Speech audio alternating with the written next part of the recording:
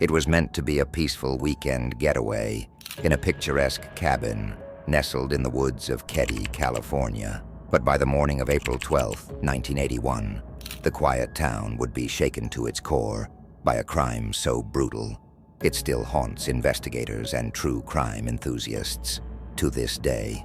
Inside Cabin 28, 4 people were found murdered in a horrific scene of violence. Despite potential suspects and countless theories, the case remains unsolved over 4 decades later. What happened that night in Keddie Cabin 28, and why has justice remained elusive for so long?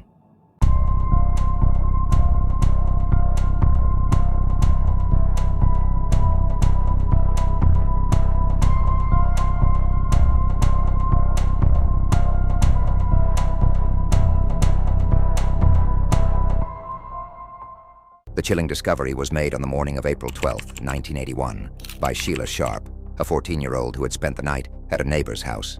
Sheila returned to Cabin 28, where her family was staying, only to stumble upon a nightmare.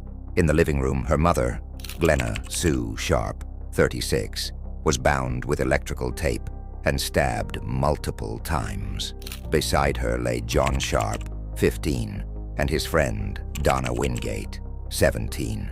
Both boys had suffered severe blunt force trauma to the head and stab wounds. Sheila ran from the cabin in terror to get help. Inside one of the bedrooms, Sheila's 2 younger brothers, Rick and Greg, along with their friend Justin Smart, were found unharmed, sleeping through the ordeal. However, 12-year-old Tina Sharp, Sheila's sister, was missing. Investigators arriving at the scene were met with a grim and chaotic sight. The victims were bound with electrical cords and medical tape, suggesting premeditation and control over the situation. Blood was spattered on the walls, floor, and ceiling, indicating the sheer violence of the attack. A hammer and 2 knives were found at the scene, one of which was bent from the force of the assault. Oddly, there were no signs of forced entry, suggesting that the perpetrator or perpetrators might have been known to the victims. Tina Sharp's disappearance added another layer of mystery to the case. Despite extensive searches, there was no trace of her until 3 years later. In 1984, a human skull was discovered by a bottle collector in a remote area about 50 miles from Keddie. Dental records confirmed it belonged to Tina. Alongside her remains was a piece of tape, further deepening the tragedy.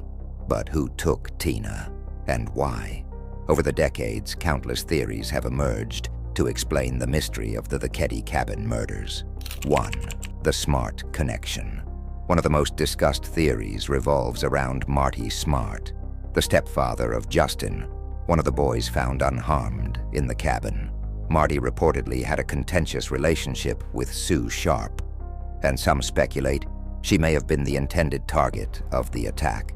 Investigators discovered that Marty had written a letter to his wife, Marilyn, which read, "I've paid the price of your love, and now that I've bought it with 4 lives, you tell me we are through." Marilyn later claimed she believed Marty was involved in the murders, and Justin even recalled seeing 2 men committing the crime in a dreamlike recollection during hypnosis. However, despite this evidence, no charges were ever filed. 2. The involvement of Beau Boubed. Marty's friend, John Beau Boubed, who was staying with him at the time, also became a person of interest. Beau was an ex-convict with ties to organized crime. Some theorists believe Beau and Marty may have worked together to carry out the murders. 3. A crime of personal grudge. Another theory posits that the murders were the result of a personal grudge against Sue Sharp. A single mother raising 5 children, Sue was known for her independence and resilience, which may have angered someone in the small, tight-knit community. 4. A random act of violence. While the methodical nature of the crime suggests premeditation, some believe it could have been the work of drifters or a random act of violence. The Keddie Cabin murders remain unsolved, in part due to a series of investigative missteps. In the chaotic hours following the discovery, the scene was not properly secured, leading to the loss of crucial evidence.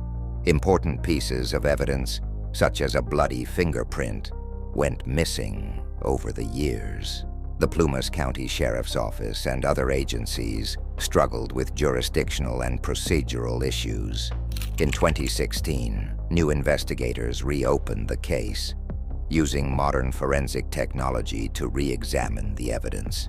They discovered a hammer believed to belong to the killer, as well as other DNA samples. However, these findings have yet to lead to arrests. The Keddie Cabin murders continue to fascinate and horrify, not just because of the brutality of the crime, but because of the questions it raises about justice and accountability. This case highlights 1. The fragility of justice, how missteps in an investigation can allow killers to walk free. 2. The power of small communities.